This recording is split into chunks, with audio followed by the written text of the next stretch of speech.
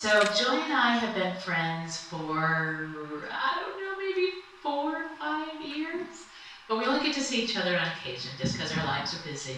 But I met Joy happenstance at a woman's house that I was working at. Joy was house sitting, and we just happened to be at the same place at the same time. And she shared with me just what she did and just who she is. And invited me to a journaling workshop. And I had always thought about journaling. Um, when you're a kid and you do your little diary and you're like, I watched the Hardy Boys tonight type of thing. I thought it was that type of stuff, but it isn't at all. Journaling, the way Joy does it, is she gives you a prompt and then she asks you to dig deep and just see what that prompt does for you. She is an author. I'm going to let her tell you more about her background. But when I moved here, I asked Spirit to put people in my life who can enrich it. And Joy is one of those people who has come in my life for that. And I've been very blessed. I find a lot of people who enrich my lives.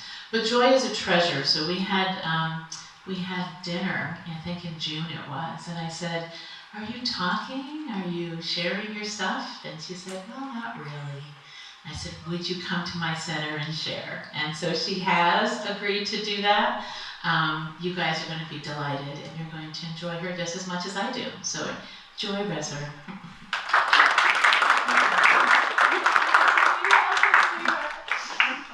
Oh, goodness. Hello. Oh, I'm so glad you're here.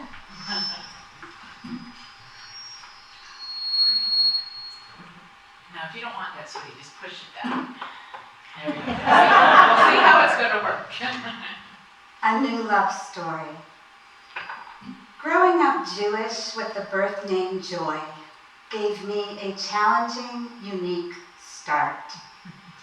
Every Christmas, I had Catholic friends. Joy. Oh my gosh, I'm Jewish.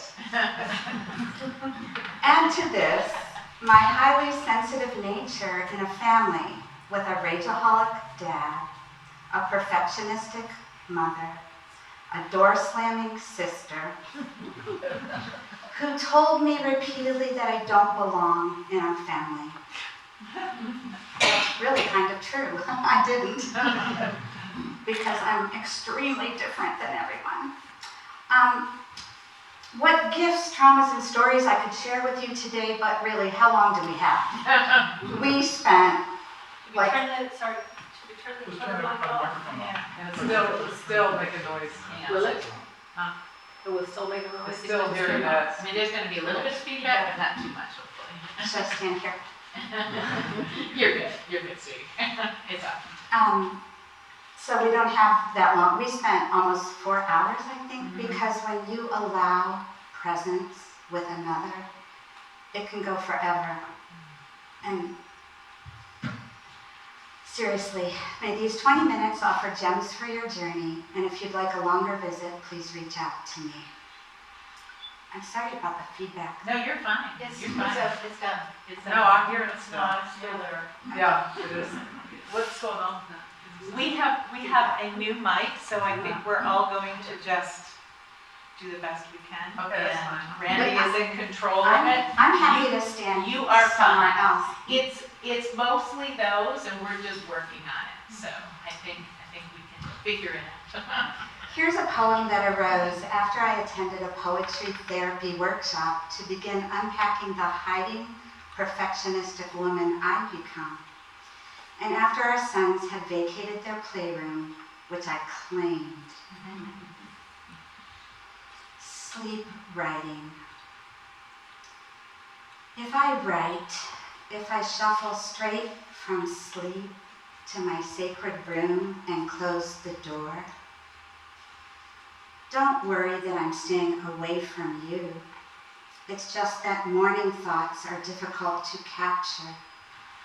They disappear in an instant, like bubbles blown through brittle wands or late spring snow meandering down.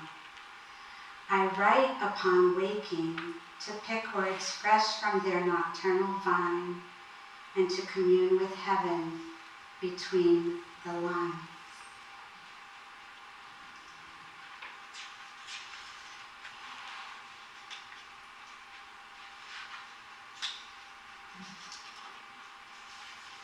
Daily writing, journaling classes, and poetry therapy workshops gave me untold gifts as new love stories I lived into. Here are a few vignettes. When our journaling teacher tells us to divide our paper into birth to 5 years, 5 years to 10, 10 to 20, and so on, section it out. And within each section, write down longings we had, what mattered to us during those years, what was important to us. I received an epiphany. When she said the word longings, I had forever longed for my older sister to give me some nice attention. Instead of slamming the door and taking my stuffed animal and dragging it through the mud, something kinder. Realizing this, I sent her an email asking about our disconnect. Oh, I ignore everyone out of town, she writes. I have enough to manage in view. Phew. Wow, okay, this is just who she is. It's good to understand that about my big sister. So I mail what my heart wants to send without needing to hear back from her. Plus, it leads me to let go of other longings. Fantasies in my mind, longing for my husband to sit next to me at church. Longing for my mother to be present. She lived in her head. She never saw me. In fact, when I was in 3rd grade, I knew she would be embarrassed because I brought home the note that I needed speech therapy for my R's and my S's. And my mother was a speech therapist. I was slightly embarrassed. Sorry, Mom, you just don't see me. Anyway, I live into a love story beyond longing others to be other than they are.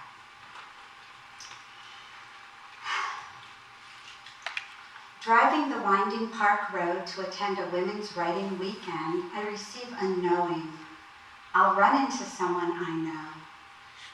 The next morning in a breakout session called Writing from the Body, a nearby woman speaks in my direction. You look familiar to me. And I look up. You're my high school English teacher. This is decades after high school. OMG, I'm deeply affected, writing something like, I'm hot, I'm cold, I can't believe this, I'm jumping out of my skin, my high school English teacher is in this room. Elma and I connect at breaks, we become friends who visit one another, and we give one another gifts of presence. She lives in Girard, Ohio, in Northeast Ohio, where I was in school when I was a kid, and we live an hour away in an eastern suburb of Cleveland, Ohio, called Solon, if anyone knows it, next door to Chagrin Falls. Each time we're together, she quotes Mark Nepo. Raise your hand if you do not know about Mark Nepo. Do not. Oh, we have a few. Okay, woo. We have a few people. She quotes Mark Nepo or raves about his books. Mark Nepo.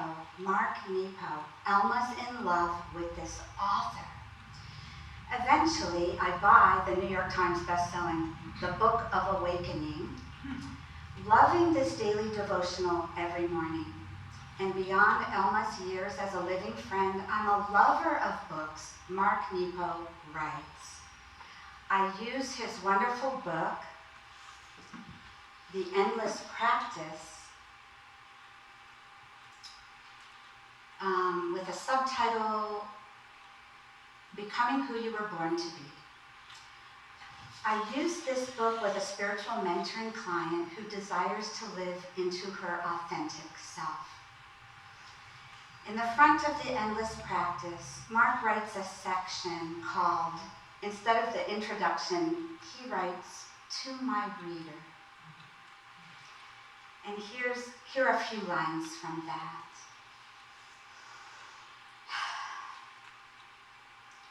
To be a soul in the world, we must keep participating in the wisdom of an open heart, so we can be empowered by the life of expression. All this helps us to discover our own wisdom and to use our own gifts. All this helps us to become the particular person we were born to be.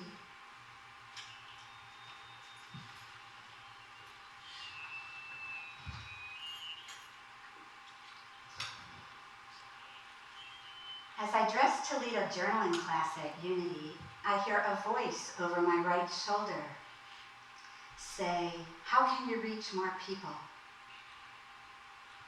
Who is talking? No, I didn't say that, but I said, thank you. I don't have time. I'm rushing to class. I used to always run very late. I do not these days usually. When Diane, one of my students, sits down for the class, I had two students in that class. You were in a class of a few more people. Yeah. She looks at me with seriousness, joy. I don't think you understand how valuable your journaling prompts are. I'm growing and changing because of this class. You need to put them in a book. How can you reach more people? Put them in a book. So I did. She gave me the answer. In the next 2 weeks, powerful, playful prompts come through my heart and hands onto the pages of the second book through me. Venture to your center, journaling, it's over there. Journaling prompts to enliven your joy. I live into a new love story, expressing myself by writing books and traveling to spiritual conventions, where I offer books and joy on your shoulders wares, which is where I met Justin and Jen. They were next to me at a spiritual convention. Beyond love stories from my writing life, there's one more love story I'll share, which begins with my second post-divorce partner we'll call Dan. When Dan and I attend an Asheville picnic in 2015, different women come up to me. Have you met Miriam or Miriam? I don't remember her name actually. Have you met her? Have you met her? Not yet, I say, not yet. You're not her. These people coming up to me, everyone wanted me to meet this soul. When she and I connect, she invites me to a weekly women's circle in her home. The first time I attend, each woman knows a book I've never heard of, called The Way of Mastery by the Shanti Christo Foundation. Raise your hand if you have never heard of this book. Aha, there we go. More people. I adore spiritual texts, and maybe you do too. You want to support my evolution. And I order a copy. OMG, The Way of Mastery holds 3 sections. The way of the heart, the way of transformation, the way of knowing, giving us 35 lessons revealing the way, quote, the way, taught to Jeshua himself.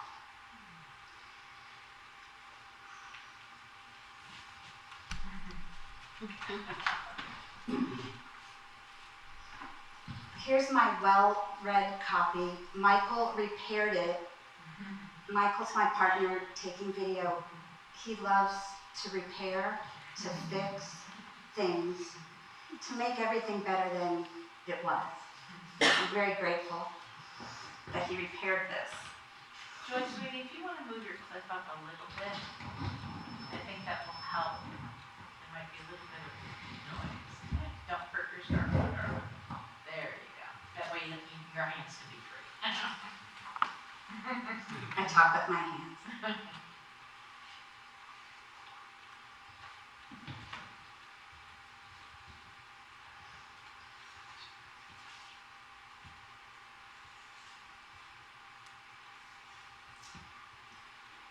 I'll read a couple quotes and maybe say something. For although you are given complete free will to create as you choose, the soul begins to learn that what brings it the highest joy, the highest peace, and the highest bliss imaginable is that which flows from the mind of God through the mind of the channel, the soul, and expresses itself in the field of experience. It is for this reason that the Father's will is that you be happy, and your happiness is found in choosing to restore your perfect alignment with only the voice for God. The way of the heart is that pathway that begins with a commitment to healing and awakening, and is founded on the premise, the axiom that we have given unto you. You are perfectly free at all times.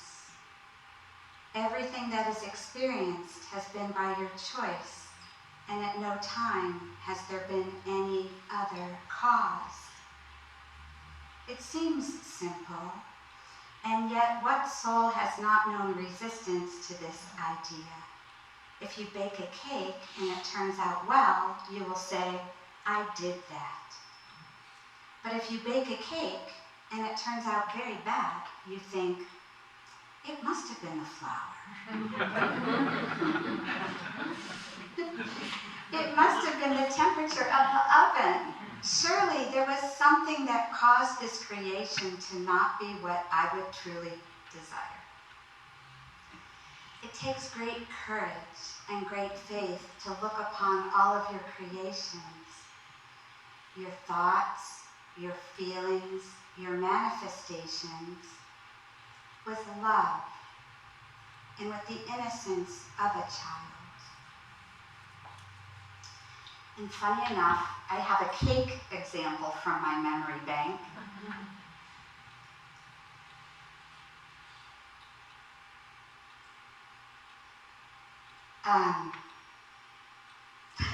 Michael made a, what? Okay. I was trying to, so I was cooking a vegan gluten-free cake, chocolate cake, for a friend's birthday. And I botched the frosting, the coconut frosting, because I didn't know how you take a can of coconut and there's liquid in it and there's fat in it, and how do you make frosting from? And I wasn't a person who looked it up on Google at that time. So what I did with that, I thought, I will breathe and close my eyes and get calm here. And something's gonna happen for me.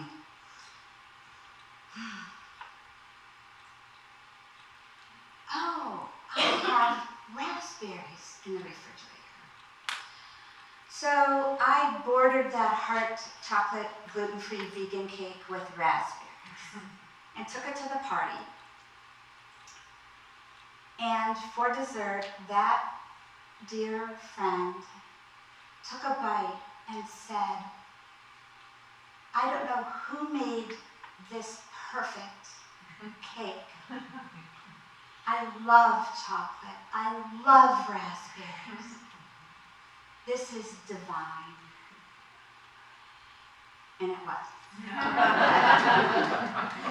Thank you for that idea. Next, see, it was, yeah.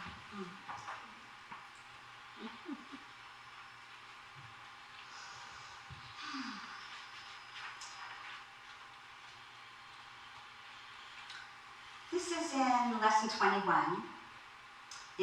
So that's probably in the second section, I'm thinking. Allowance. Called Allowance is the Doorway to the Kingdom. This is in a subtopic in this lesson called Allow All Things. Allowance can be thought of as a resistance being melted from the nervous system, which is just an aspect of the mind anyway. Allowance is like the opening of the palms of the hands. Instead of holding on so tightly, you simply let go. What do you let go of? The habit of the need to be right, the habit of the need to perceive that the world is a fearful place, the habit of perceiving that you are in lack, the habit of perceiving that Christ must be far from you. Anything that is unlike the kingdom of heaven is a habit, well worth releasing by allowing it to be dissolved from your mind.